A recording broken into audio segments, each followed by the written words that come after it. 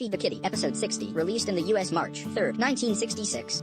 Along the lagoon, Gilligan catches up with the skipper sawing up an old crate that washed up from off the island. When he asks him about the roars from the island, the skipper dismisses them as the echoes from his sawing. However, as Gilligan analyzes the writing on the crate, the professor reveals there must have been a lion in the crate. Its roars send them running in a panic, but eventually they realize they have to catch and contain it. While sitting behind a large boulder with the girls, Mrs. Howell's allergy to cats kicks in and she starts sneezing, caused by the lion sitting above them on the rock. They scatter with Mrs. Howell running into her hut and the lion following her into it. When she runs out, Ginger and Mary and barricaded inside then rush off to tell the men. Gilligan soon returns to camp to protect the ladies, but upon hearing the lion roaring, he crawls into the Howells' hut for protection and barricades himself up in it without noticing the lion until he turns around to face it. Although terrified at first, he notices it licking its foot and realizes it's hurt. Pulling a splinter from the crate out of the lion's paw endears the lion to him, and everyone shows up to camp expecting the worst, only to learn Gilligan has made the lion a pet, calling him Leo. Realizing how dangerous the lion is, the skipper asks Gilligan to make the choice between Leo and his friends, and Gilligan chooses Leo, keeping him sedated with cans of corned beef. Playing with Leo, Gilligan soon starts teaching Leo some tricks and convinces Mr. Howell to build a circus around them when they get rescued. Everyone else gets into the act as well with different acts. Even the skipper, who eventually gets tired of the mess Gilligan is leaving. With the corned beef running out, Gilligan briefly believes Leo has eaten the skipper, and he has to relent to Leo being caged up to protect the other castaways. With everyone's circus plans falling through, Gilligan sits by Leo, caged up at the lagoon with him. When he returns later with corned beef scraped out of the used cans, he notices the tide has washed the cage with Leo out to sea and it's heading back to Hawaii. That night, the radio reports that Leo was recovered by a Navy destroyer and in good shape despite being fed 36 pounds of corned beef.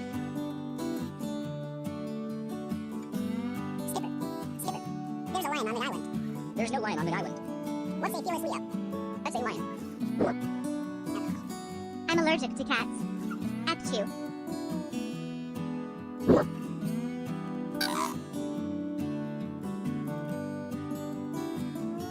I'll be your friend.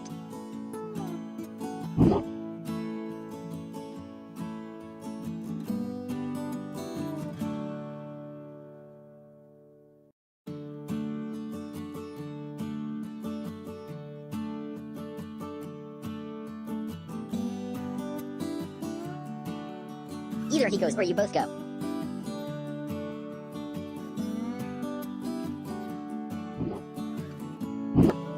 Mr. Howell, will you buy me a circuit? Marvelous idea, my boy.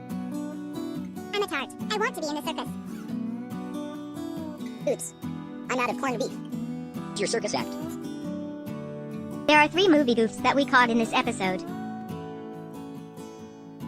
The first is in the scene where Mrs. Howell discovers the lion in her hut as she is about to jump out of the window. They switch to a stunt double who shows her face directly to the camera. The second movie goof is in the scene where Gilligan is pulling the splinter out of the lion's paw. The stunt double, who is most likely the animal's trainer, tries too hard to hide his face from the camera. The third movie goof happens in the same scene, when shadows of people in the background show up on the floor with Gilligan. If you happen to catch any movie goofs that we missed, we'd love to see them in the comments below.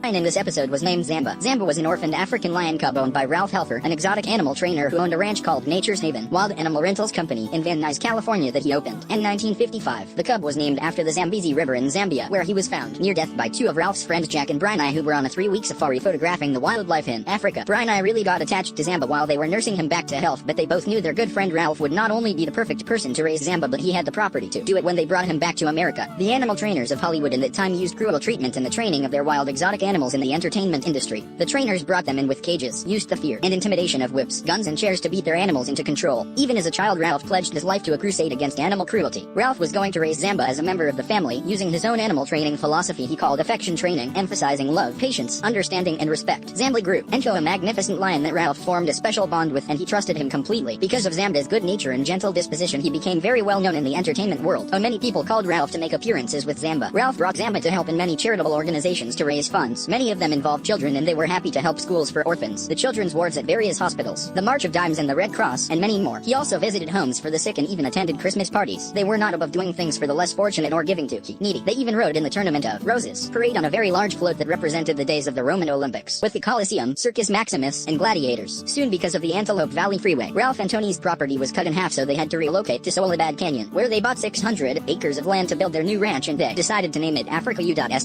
because of the large number of African animals that were being filmed. On Zambu's 18th birthday, he passed away peacefully on the Gentle Jungle Ranch in Colton, California. Ralph drove him to the far end of his ranch and buried him next to their favorite tree, they called Old Lady. An enormous thunderstorm hit their ranch soon after Zamba died, and a bolt of lightning hit Old Lady, splitting her in half. She also had a good life and it was time for her to go as well.